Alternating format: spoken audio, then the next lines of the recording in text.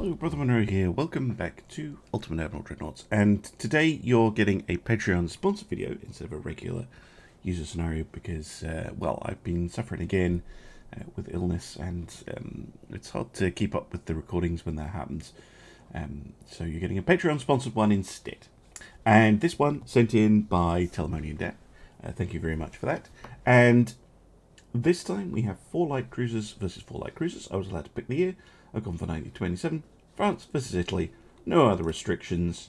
And I'm going to go for quite a realistic light cruiser. Or as realistic as I can get. Now, if it was built at this point, I am going to have a limit of 10,000 tons, which is the maximum size of this hull. So that's absolutely fine. 2 towers are pretty similar. So I'll go for the cheaper one. And the same here.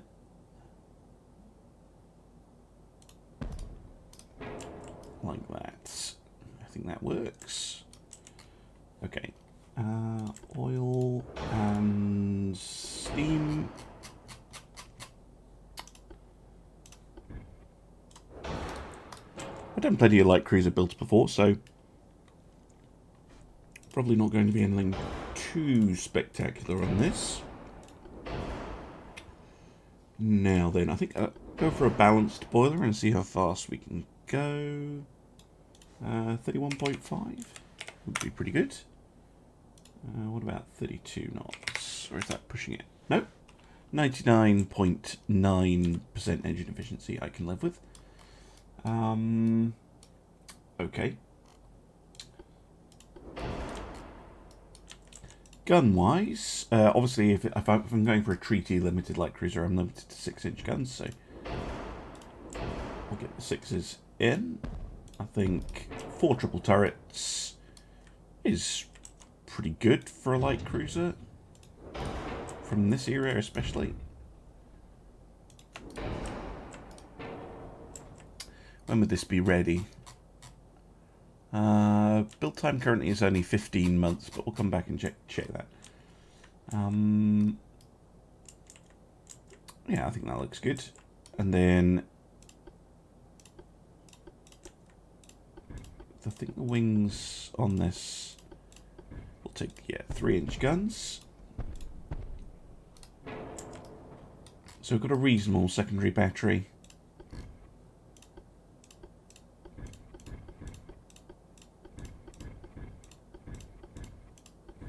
Even fit a couple of 2-inch.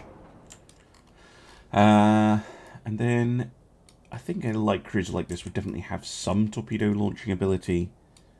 Say a couple of triple launchers would be plenty. Because of course it's doubled, so reasonable armament, I would say. Bring Gen 1 radar. Maybe sonar. Probably will stick with the standards. We'll go with 21-inch. That was a pretty regular torpedo for navies to be using. Stuck with Chord 3, which is fine, because I'm pretty sure I can get this to work.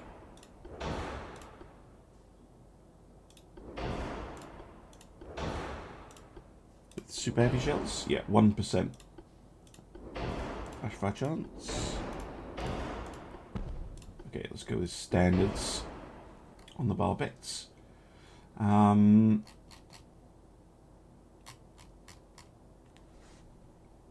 then, Rain is a very, very long-range cruiser so far, with maximum bulkheads, which is outstanding. To be honest, I think I'm just going to armour this thing up, so... Okay, I think 7 inches of armour on the gun turret face will be absolutely fine. 3.5 on the turret tops.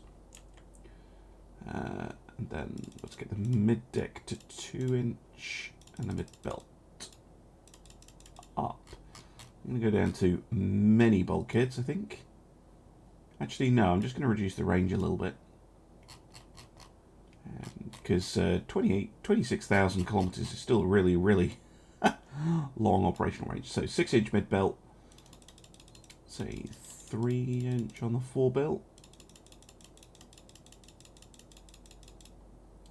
3-inch on the aft belt,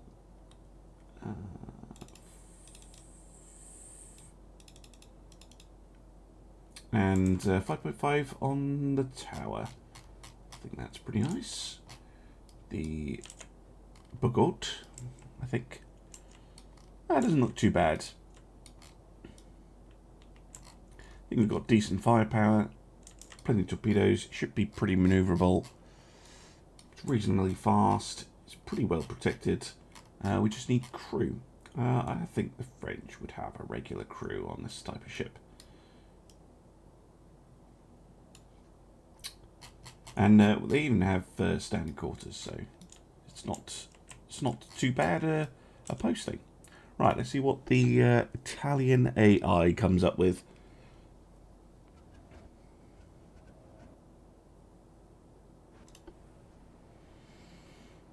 Okay, looks like it's missing an A turret. Oh dear. Right, let's quickly pause. Right, everybody, torpedoes off, and let's just break up the formation. Micro all the ships individually. I have, this is the first video I've recorded since the Core Patch 1 announcement. We're supposedly getting improvements, but to the AI and formation system and things, but I'll very much want to wait and see. Let's have a look at these Italian light cruisers. Hundreds of, well, not hundreds of torpedoes, but oodles of torpedoes. 7-inch guns, the naughty treaty breakers, and a bunch of 3-inch guns. Okay. I don't like that setup. That is weird. That looks very weird.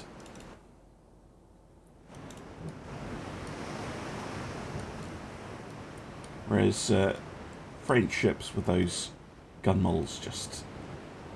I'm a real sucker for the French gun models.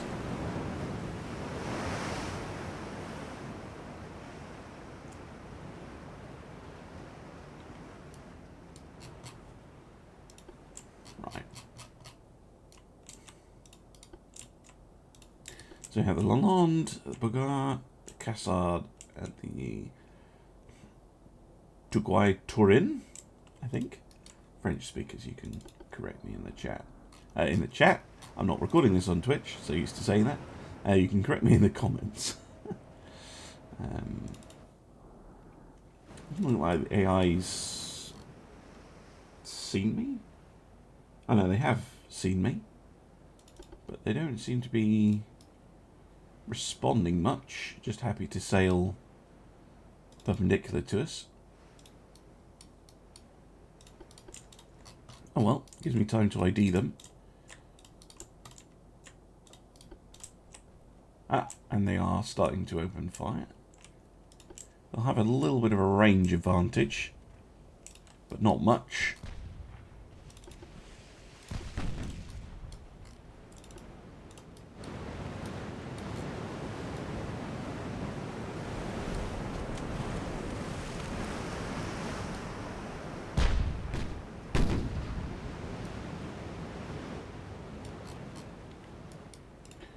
Open the aspect a little bit and get our cruisers firing a little bit more.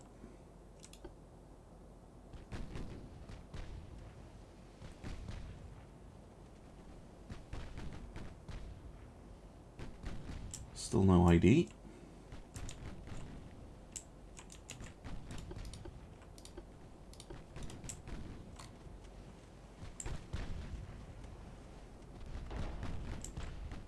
Hit.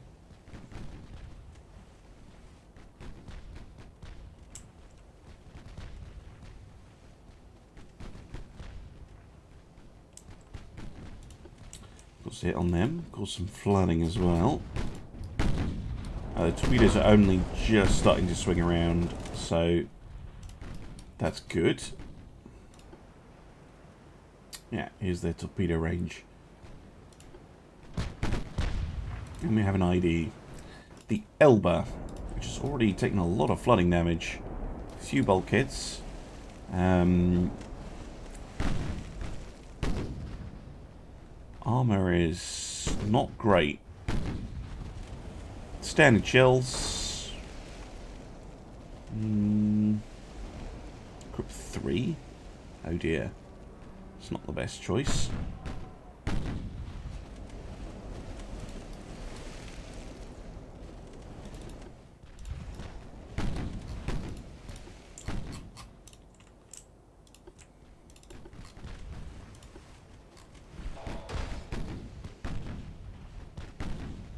Another flooding hit.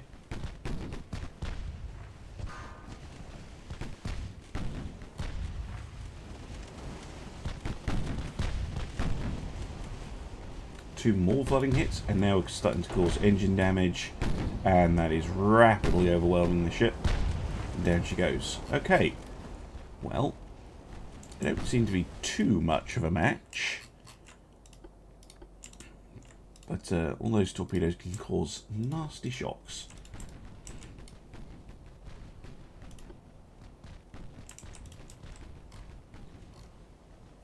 So actually, like 3%, not exactly great. But you fling enough shells at them. I'm having these two cruisers move up a little bit closer. But I'm perfectly happy staying at this sort of range. We have a 15% chance to pen them, and they have a 16% chance to pen us. So it comes down to accuracy, and ours is better, and they have a tendency to flood.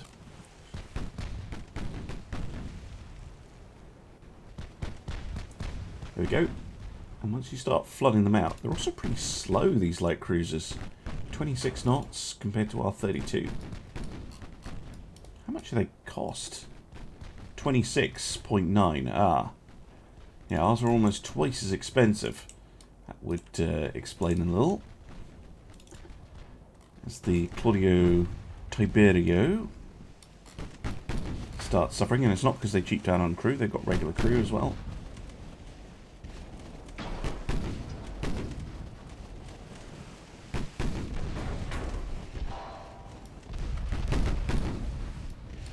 More flooding hits.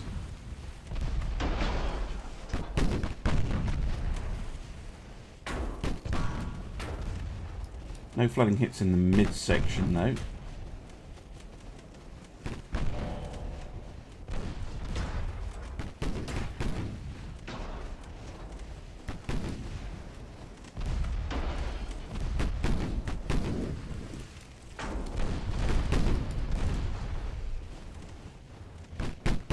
More floodings and gone. Now the Aretusa and the Regione over here are going to suffer the similar fates unless they do something a bit different. I'm getting a bit aggressive on the angle there.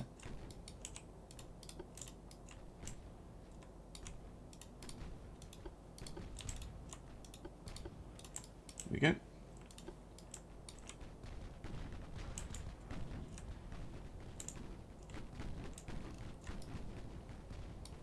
So you can content to just get shot up, which I'm really not going to complain too much about.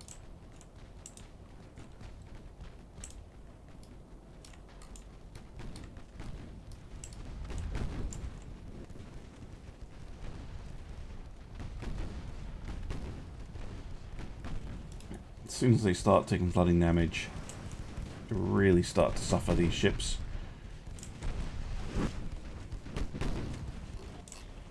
And there goes the Aretusa.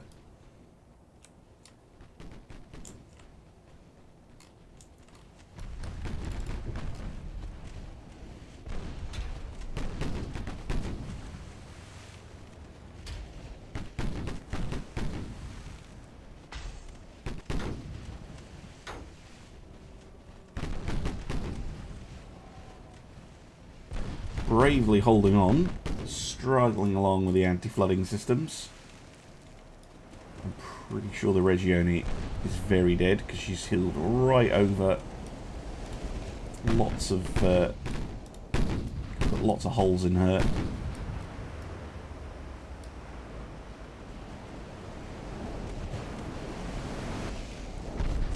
Like that.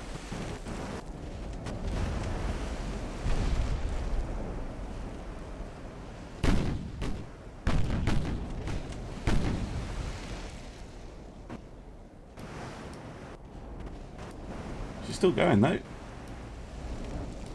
A lot of water on board. Come on. So, in torpedo range. Yeah, they are. Duque, you can get a save on your torps. I'm pretty sure they'll fire. Because they've got a decent solution.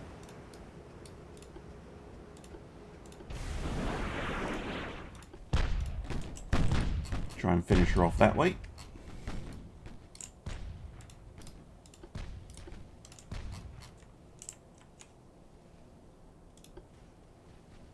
If she needs it, she just took another flooding hit.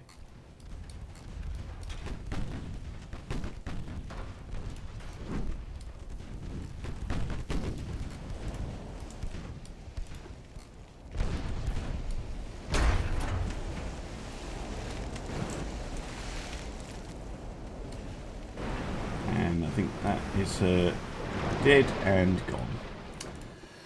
Well, pretty nice light cruiser. Yeah, I enjoyed that. Nice ship. Easy win, as it happens. But, yeah, hopefully I'll see you again soon for some more Ultimate Admiral Dreadnoughts. Bye for now.